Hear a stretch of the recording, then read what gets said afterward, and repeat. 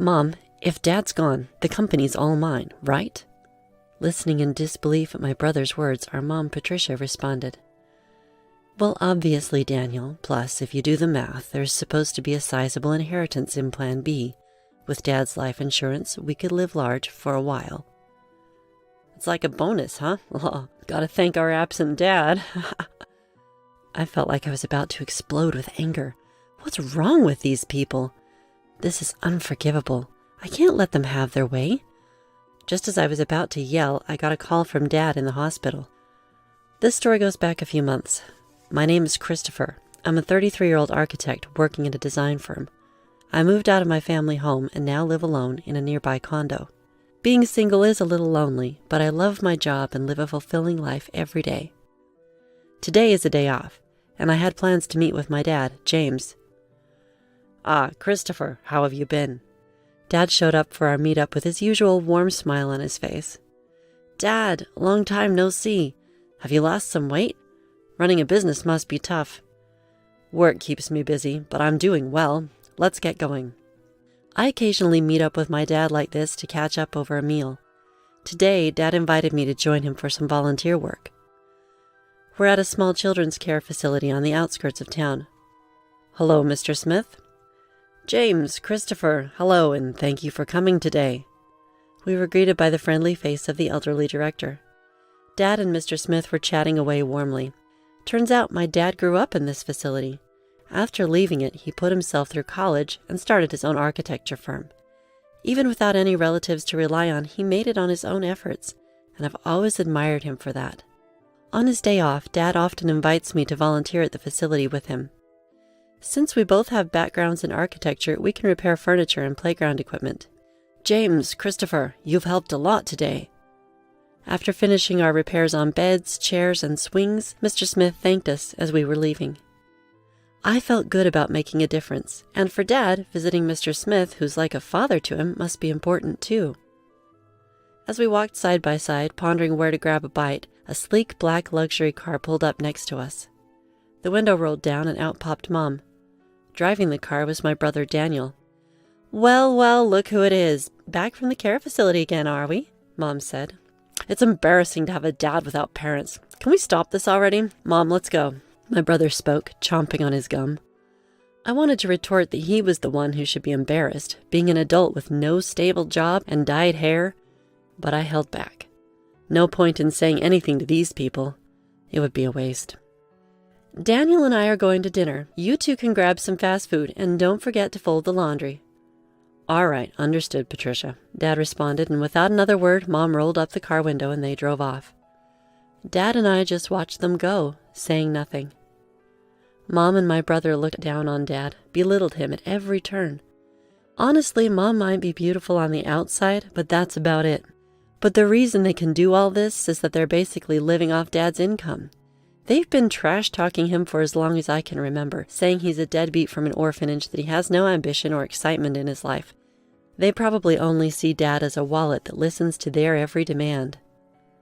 What's worse, my brother Daniel eats all of this up and joins in on making fun of Dad.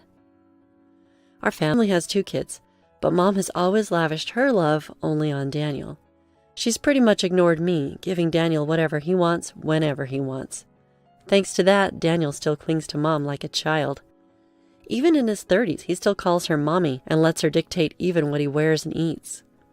When I heard that Mom accompanied him to every driving lesson, I was floored. Dad, isn't it hard living with those 2? I asked my dad that question. I'm used to it. Besides, they're still family. I have to do what I can, Dad said in a lonely voice before heading back to the house he shares with Mom and Daniel. All I could do was watch him go. A month passed. I got a call from Mom saying that Dad had collapsed, so I rushed to the hospital. Dad, what on earth happened to you? Dad, who looked even more fragile than a month ago, responded, I got some tests done and they found cancer. Apparently, it's pretty advanced. My dad had been diagnosed with progressive stomach cancer. According to the doctors, he had about 3 months to live, give or take. I never thought this would happen, especially since he's only in his 60s. Even my mom was visibly shaken. Why did you let things get to this point? because you and Daniel have been pushing Dad too hard. You know he's been stressed out. Christopher, how dare you speak to your parents like that? You're nothing like Daniel. And what is Daniel doing at a time like this? Off gambling again? While Mom and I were arguing, Dad spoke up quietly. Both of you stop. I'm fine. Go home for today. Dad, I'm sorry. I'll be back. I left the hospital room, but between my worries for Dad's health and the shock of his prognosis, I couldn't sleep that night. After that, I took on the responsibility of bringing Dad a change of clothes and doing his shopping as he requested. Sure enough, neither Mom nor my brother lifted a finger. Still, I wanted to make Dad's time as comfortable as possible. I popped into his hospital room during breaks from work and took care of him for 2 months. Then, one day, when I went back to my parents' house to grab some of Dad's belongings, I overheard Mom and my brother talking in the living room. Mommy, once Dad is gone, the business is all mine, right? Stunned by my brother's words, I listened more closely. That's when my mom chimed in. Daniel, it's not a given. Besides, if you do the math, there should be around $2 million in inheritance. Wow, that's awesome. Maybe I should buy another car. Why not? You'll be the company president, so you should drive a nice car. Thanks to his life insurance, we can live a little lavishly for a while. It's like a bonus. Gotta thank Dad for not being around. I felt like I was going to explode with anger. What kind of trash are these people? Unforgivable. I can't let them get their way. Just as I was about to unleash my anger, I got a message from Dad. Christopher, can you come to my hospital room alone? I managed to contain my emotions and went to see my dad. He had lost even more weight recently and his complexion looked bad. Christopher, thank you for always being there. What are you talking about, Dad? Just tell me what I can do to help. As I sat next to his bed, Dad began, There's something important I need to talk to you about. I listened quietly to my dad, holding back the tears as I responded. Visiting hours are almost over, so I'm going to head out, but about what we discussed, Dad, just focus on taking care of yourself for now. Thank you, Christopher. See you later. In the end, that was the last conversation I had with my dad. He took a turn for the worse shortly after and passed away the next day. I held my emaciated father's hand in the hospital room and cried. My mom and brother also put on a show of tears, but only this time. Things got pretty tough after that. Mom was technically in charge of the funeral, but of course she didn't lift a finger. Instead, she showed up at the funeral all dolled up in makeup and tried to cut corners on the costs. He doesn't even have any relatives. Why not keep it simple? Dad's coworkers and business associates are coming to the funeral. Don't embarrass us with that kind of talk. And today, while getting his necktie tied by Mom, Daniel chimed in. Just do what Mom says. Don't waste money on a dad like that. Daniel, just be quiet. If it's about money, I'll handle it. At least let me give Dad a proper send-off. So I ended up taking charge of the entire funeral. It seemed Dad was well loved by many people. Lots of folks came to pay their respects. That made me really happy. About a week had passed since the funeral ended. That's when Mom spoke up, now that we were a family of 3. Finally got that person out of the picture. Now, the $2 million inheritance is all ours, right, Daniel? And Dad's company, too. Man, I'm finally going to be the boss. Listen up, Christopher. You better give up your inheritance, got it? Just after the funeral had ended, they were already talking about this stuff. Annoyed, I replied, Dad had already arranged all the inheritance matters with the lawyer. I have the contact details. What? Why didn't you say that sooner? Call the lawyer right now. That's right, Christopher, hurry up. So I dialed the number on the business card that Dad had given me. Not long after, the lawyer who arrived was a woman in her mid-30s. I'm Attorney Williams. I have been authorized by James to handle matters concerning the inheritance. I'm very sorry for your loss. While shaking hands and greeting the lawyer, my brother grinned and said, Wow, I thought lawyers were all old dudes. You're quite the looker. Got a boyfriend? Oh, Daniel, do you like her? Mommy prefers someone younger. Knock it off, both of you. Thank you for coming all this way. Please come in. We ushered Miss Williams into the room and listened to what she had to say. Let me explain. First of all, concerning the company, James had told me before he passed that it would be transferred to an acquaintance's company. I've been proceeding with the paperwork. What? The one who raised his voice was my brother. What does that mean? I was supposed to become the CEO. I've heard nothing of the sort. For the sake of the employees, the company will be merging with a trusted and skilled company that your father was fond of. The other company has already agreed, so there's nothing that can be done. That damn outsider! Damn it! My mom hurriedly chimed in. Daniel, calm down. The inheritance is ours, right? It should be around $2 million, shouldn't it? Ms. Williams answered in a matter-of-fact manner. No, there's nothing like that. The company was not doing as well as you think, and any remaining assets have been used to prepare for the company's transfer. What? What about our money? There should be $2 million coming in, Mommy.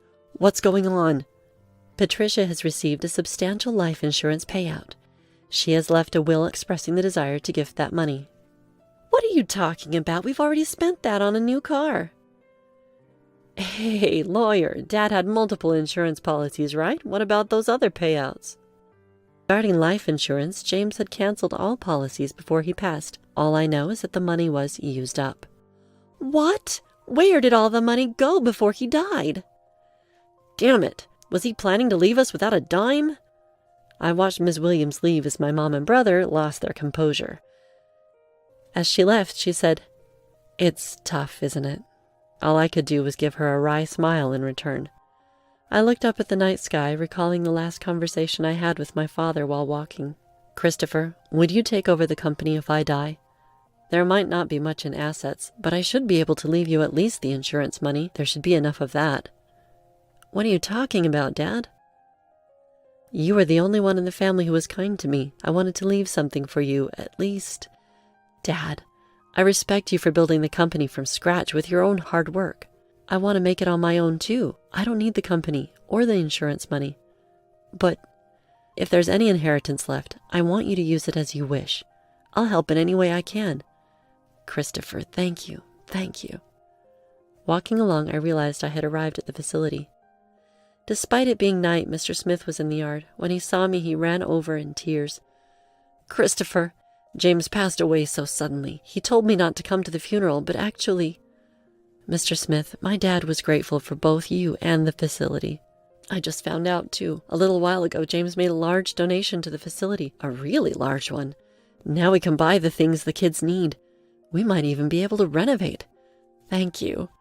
But I wish James could have lived. I wish he could have been happy. While comforting a tearful Mr. Smith, I found myself crying, too.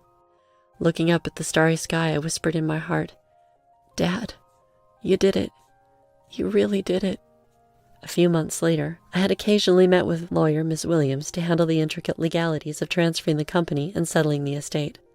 This was to be my last meeting with Ms. Williams. After expressing my gratitude for her support, Ms. Williams offered her condolences once more, comforting me in a considerate manner.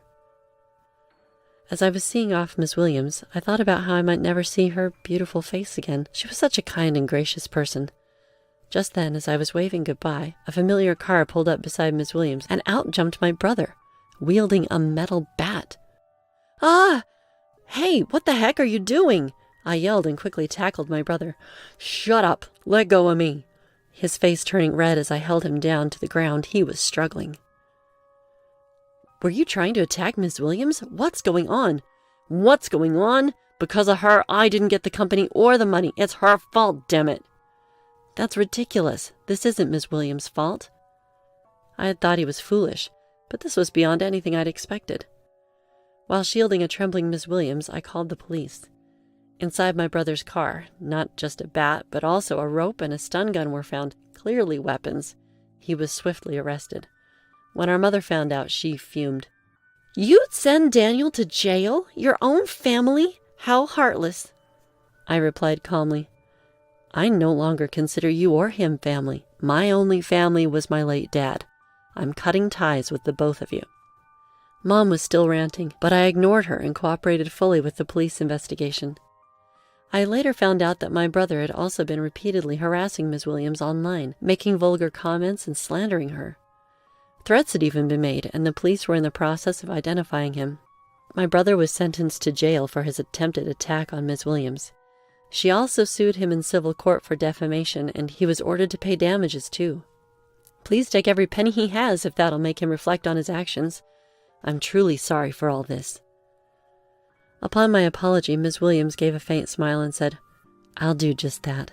Thank you for saving me from a dangerous situation. From now on, I hope you at least find happiness, Christopher. Several months later, when spring arrived, I found myself at Sakura Garden. Today wasn't for volunteering, it was a business meeting. Thanks to the funding from my father's donation, the aging facility was planning on a renovation. Mr. Smith had approached me for the architectural design. I initially declined, citing my inexperience, but Mr. Smith was unyielding. James always proudly said, Christopher will become an exceptional architect. He's already surpassed me. We can do this because of James. I'd really like for you to take on this project, Christopher. With sentiments like that, how could I say no? I wanted to create a wonderful building that brings even a small amount of happiness to the kids and Mr. Smith. I'm sure my dad would have been proud of that. As for my brother, well, he hasn't changed, even after his sentencing. Actually, he's become even more irresponsible. Though he avoided jail due to probation, he still begs our mom for money daily, starts drinking in the afternoon, and gambles away what he borrows. My mom is being pushed around by my brother every day. The large house we lived in, thanks to my dad, along with the car bought with insurance money, were sold to pay for Ms. Williams' compensation and my brother's bail. Now it seems they live together in an old apartment. A friend told me, she's lost her beauty, looks more like an old woman now. She brought this upon herself, but I hope she at least reflects on how she treated my dad poorly before he passed away and raised my brother to be such a mess. One last thing. I'm going to marry Ms. Williams, the lawyer, soon. She told me in confidence that she felt attracted to me after I saved her from my brother's violent behavior. She's a bit on the serious side, but I really love her for her kindness and dependability. From here on, I aim to work hard and be like my dad, building a warm and loving home.